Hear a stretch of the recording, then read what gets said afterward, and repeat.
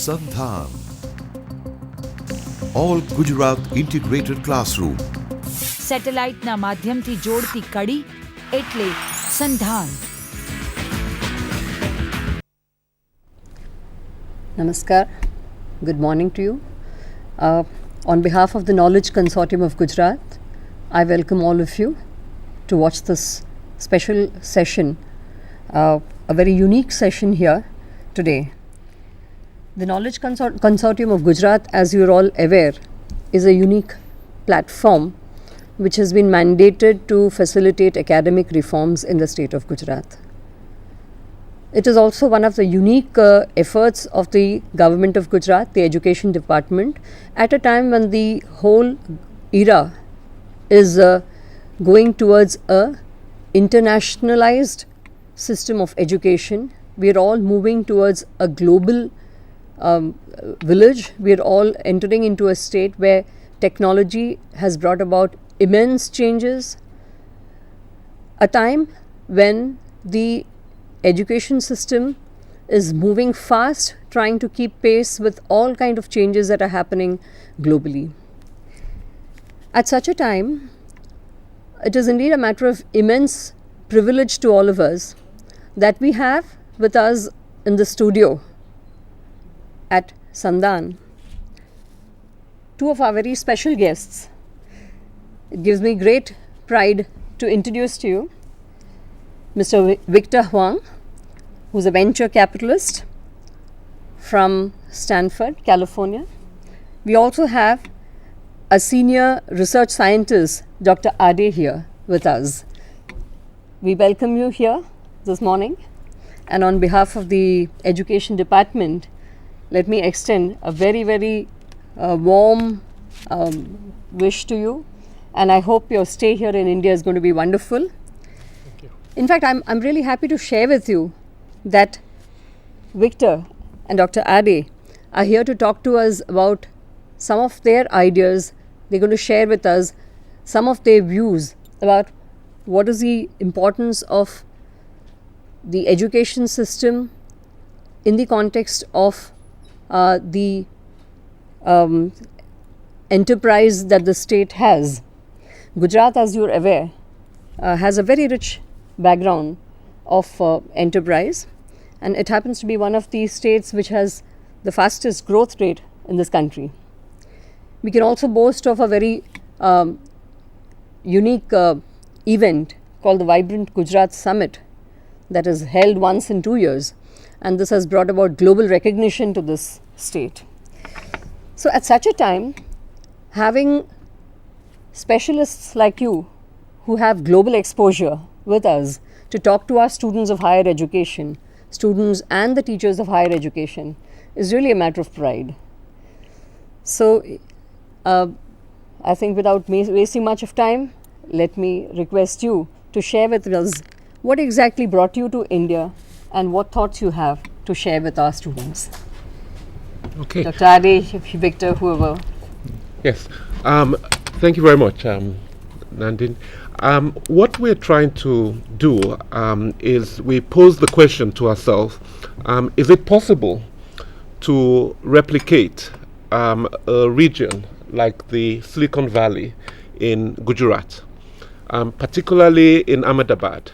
And we have been working for the last 2 years with the Ahmedabad University, with the IIMA, with IIT Gandhinagar, and with NID as part of a network of institutions looking at whether we can in fact create an innovation ecosystem within the Ahmedabad area.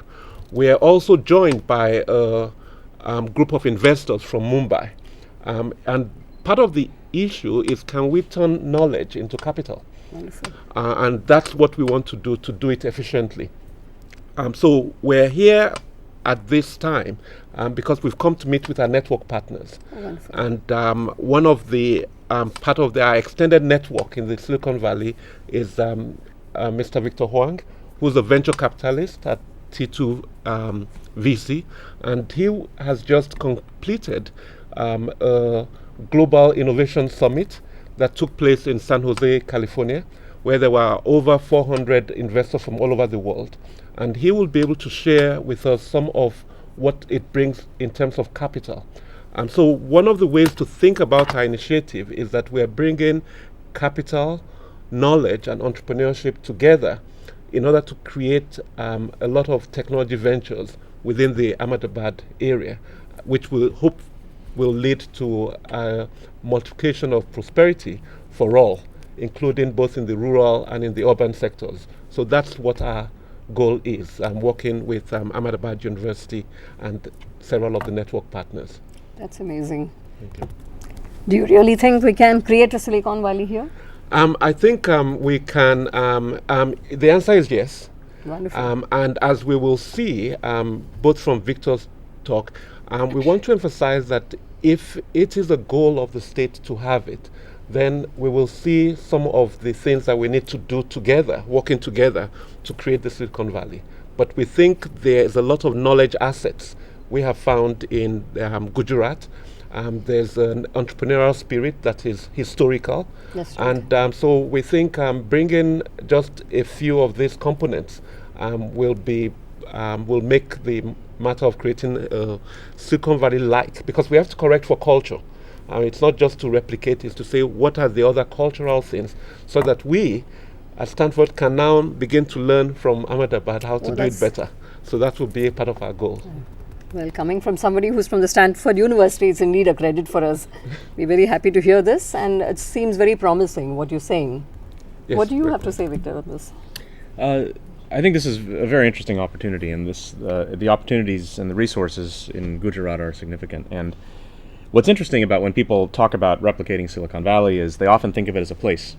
But as people in Silicon Valley like to say, it's not a place, it's a mindset. It's a mindset. And the mindset is very important because it explains why lots of regions around the world can have lots of knowledge assets. You can have a lot of very bright people in many places, but they still don't have the transfer of that knowledge into capital, right? Into resources that are creating jobs, creating wealth, creating economic growth. And so the challenge is, how do you translate one into the other?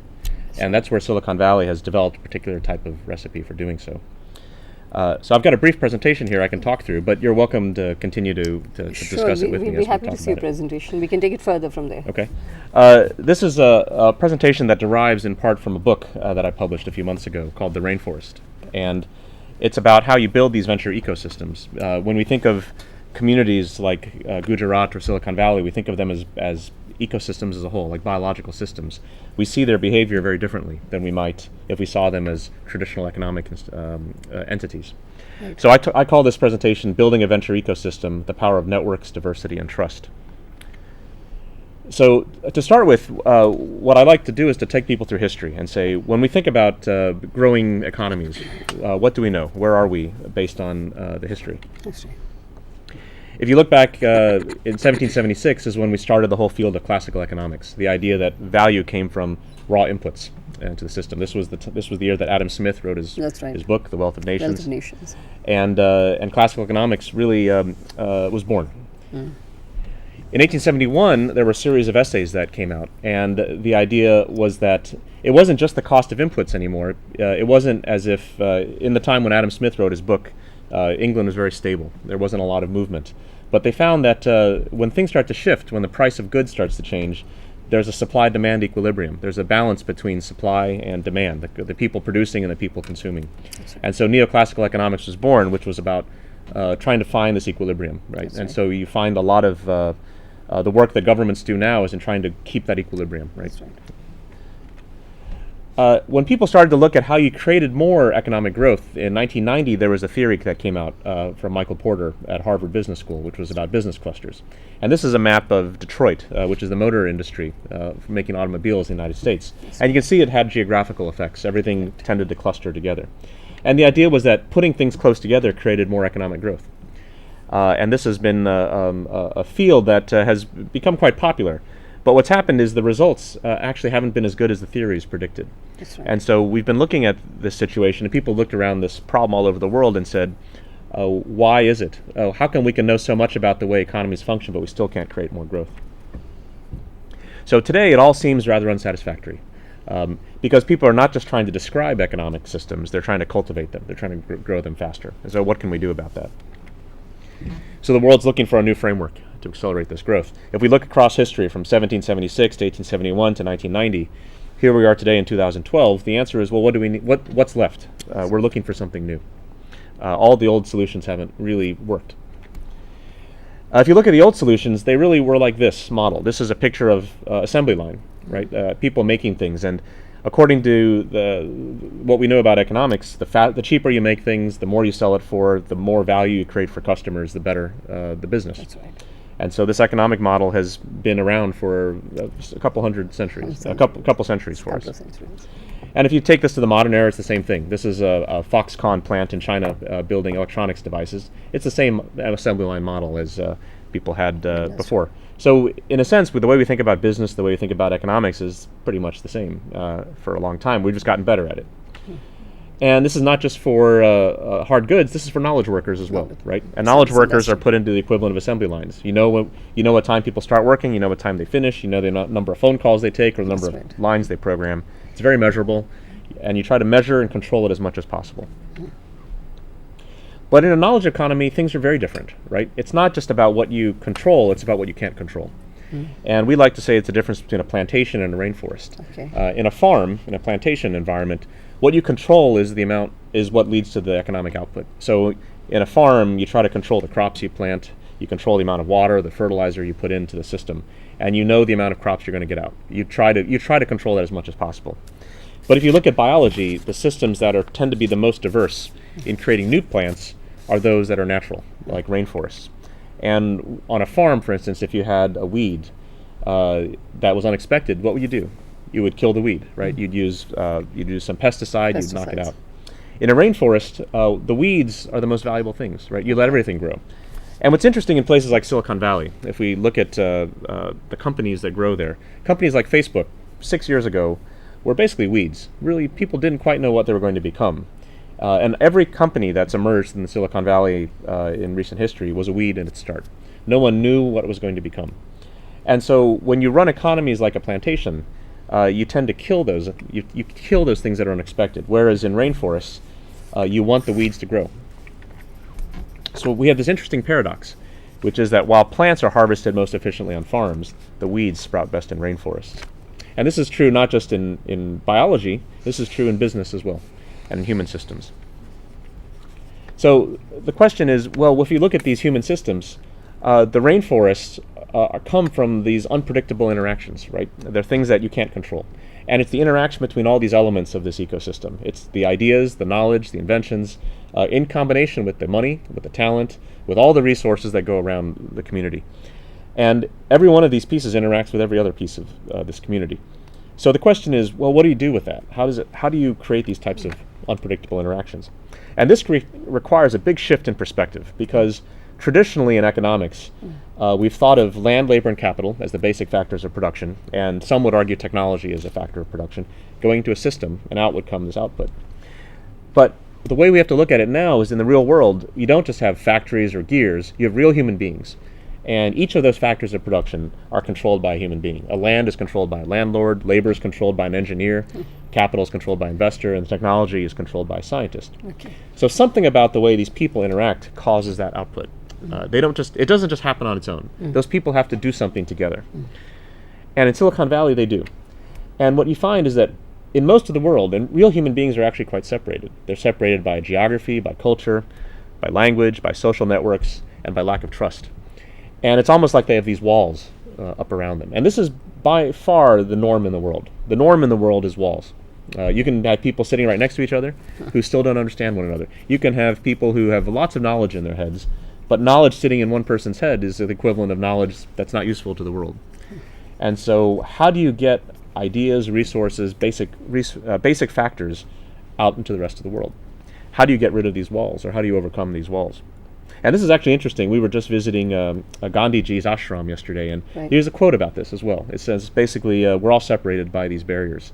And if you can get around these barriers, there's a lot that people can do together. He said it much more eloquently than I'm saying. Right. And these walls happen across entire systems, entire cities, regions, silos. Countries. Exactly. People put themselves in silos. It's human nature, actually, in many ways. I guess there's a word in Hindi, jati, right, which is the families Jati, and that's close right. close friends, communities. Yeah. And what's interesting is in human beings, they like to stay close to the people they know best. That's right. And they tend not to like to work with people who are different from themselves. But what you find in places like Silicon Valley is it's the opposite, right? People learn to survive with strangers, and they learn to work together with people that are very different from each other. And this ability to work across, to overcome these walls with strangers outside of one's jati is very important. This is a woman, her name is Eleanor Ostrom. She passed away about 2 months ago, and she won a Nobel Prize in economics in 2009. She was the only woman ever to win a Nobel Prize in economics. And she countered all of this thinking about economics for a couple hundred years by saying that what we think of as zero-sum games, that is, when two parties negotiate in economics, the tendency is to say, well, one person is going to be a winner and one person is going to be a loser. That's just the nature of Game negotiation. It's a game theory. But what she discovered is it doesn't happen in reality. In reality, these zero-sum games become positive-sum games in situations with limited resources, like forests, with cutting down trees for forests, or fishing in lakes for fish to eat. She found in tight communities where people had high levels of communication that the people did not overconsume the resources. They actually maximized the resources for everybody in the community. And so this is something quite powerful about human nature, which is high levels of communication and social trust actually turn zero-sum games into positive-sum games. And this, she did many decades of field research to prove this, and that's why she was awarded this Nobel Prize. And when you think of places like Silicon Valley, it's exactly the same dynamic. That's wonderful. So the secret of these communities like Silicon Valley is that they thrive when culture overcomes these social barriers and fosters connectivity, trust, and collaboration between diverse people. This is it sounds, for a traditional economist, this sounds almost too soft, right? But when you look at places like Silicon Valley, they're living, breathing examples of what happens when you find this actually does work. Culture actually creates more economic wealth. And the question then is, well, how do you do this intentionally, like we were talking about doing in Gujarat? How do you design networks where the value comes from chaos? How